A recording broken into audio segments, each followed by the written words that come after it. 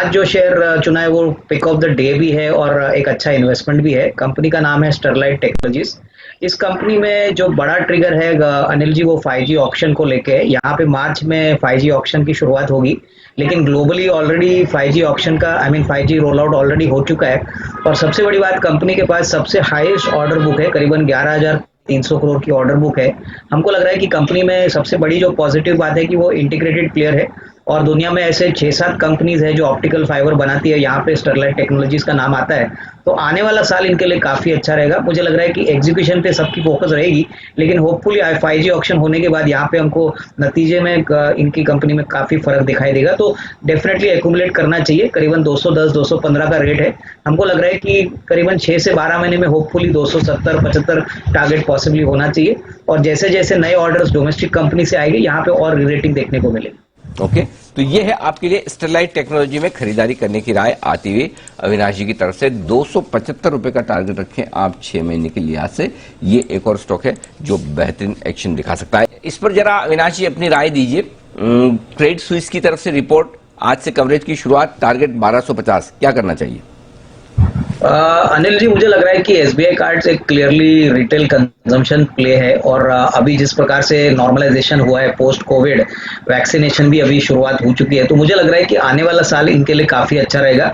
Credit card companies में ये काफी वेल एस्टेब्लिश प्लेयर है और जिस प्रकार के नंबर्स इन्होंने तीसरे तिमाही में दिखाए थे, मैनेजमेंट की कमेंट्री भी काफी पॉजिटिव है। तो मुझे लग रहा है कि इस लेवल से भी अगर कोई खरीदता है तो लंबे अवधि के लिए अच्छे खासे रिटर्न मिल सकते हैं। तो यहाँ पे खरीदने की राय रहेगी, लेकिन from a medium to long term perspective.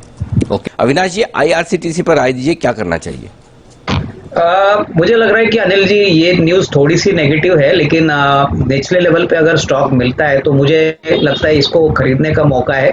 Company का जो बिजनेस मॉडल है वो बहुत ही स्ट्रांग है, मोनोपोलिस्टिक बिजनेस है और हमको लग रहा है कि FY21 में नहीं, बट FY22 में होपफुली गाड़ियों की अगर मूवमेंट नॉर्मल होती है तो यहाँ से बहुत अच्छी तेजी आपको आगे देखने को मिलेगी।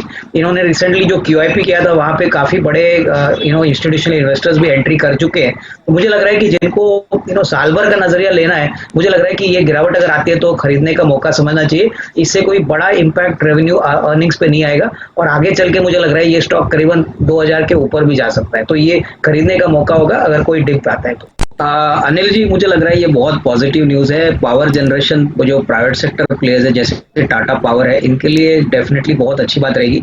हम टाटा पावर को काफी पॉजिटिवली व्यू करते हैं और हमको लग रहा है कि इस शेयर में सबसे ज्यादा तेजी आपको देखने को मिलेगी। लेकिन जो दूसरा पॉइंट है वो ये है कि जो कंज्यूमिंग सेक्टर्स है जैसे कि पावर है, सीमेंट है, जो हैवी पावर इंटेंसिव वाले सेक्टर्स है, वहां पे भी हमको लग रहा है कि कोयले की कीमतें थोड़ी कम होती है, तो इनके लिए भी पावर कॉस्ट थोड़ा सा रीजनेबल और रेम्यूनरेटिव होगा। तो ये ओवरऑल इंडस्ट्री के हेल्थ के लिए भी काफी अच्छी बात रहेगी और मुझे लग रहा है कि ये ओवरऑल जो प्रॉफिटेबिलिटी है यूजर सेक्टर्स के लिए भी काफी अच्छा इनके लिए मार्जिन में इजाफा होने की पॉसिबिलिटी रहेगी। तो नेट मुझे लग रहा है कि कोल इंडिया को अगर हम छोड़े, जो पॉसिबली नेट लूजर है, जो कंज्यूमिंग सेक्टर्स है पावर के, जहां पे पावर कंजम्पशन ज्यादा है, उनको भी काफी बेनिफिट होगा। रेलटेल कॉर्पोरेशन ये भी 15% मजबूत है, 165। इस पर एक बार राय दीजिए अविनाश जी, क्या करना चाहिए रेलटेल कॉर्पोरेशन जिन लोगों को IPO में लगाए?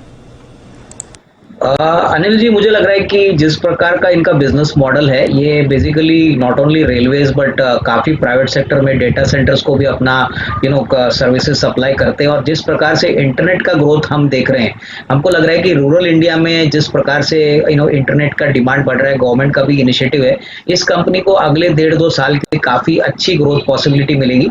हालांकि ये स्टॉक IPO प्राइस से काफी जल्दी भाग चुका है क्योंकि बड़े इंस्टीट्यूशंस FIs ने यहाँ पे खरीदारी की है। मेरे ख्याल से कोई भी डिप आता है तो इसको खरीदना चाहिए। कम से कम 1.5-2 साल का नजरिया रखें, यहाँ से बहुत अच्छा रिस्क रिवॉर्ड मिल सकता है।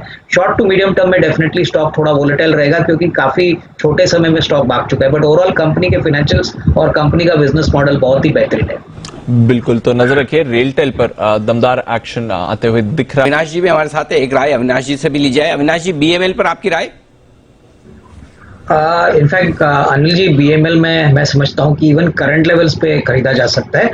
ओवरऑल जो स्ट्रेटेजिक इंटरेस्ट है वो स्टॉक के लिए नियर टर्म में बहुत बड़ा ट्रिगर साबित होगा, और मैं समझता हूँ कि यहाँ पे अगर कोई प्राइवेट सेक्टर प्लेयर आता है या कोई फॉरेन प्लेयर आता है जो फाइनली स्ट्रेटेजिक इन्वेस्टर के पॉइंट ऑफ व्यू से आता है, तो इसमें आपको बहुत सिग्निफिकेंट रीरेटिंग मिलेगी।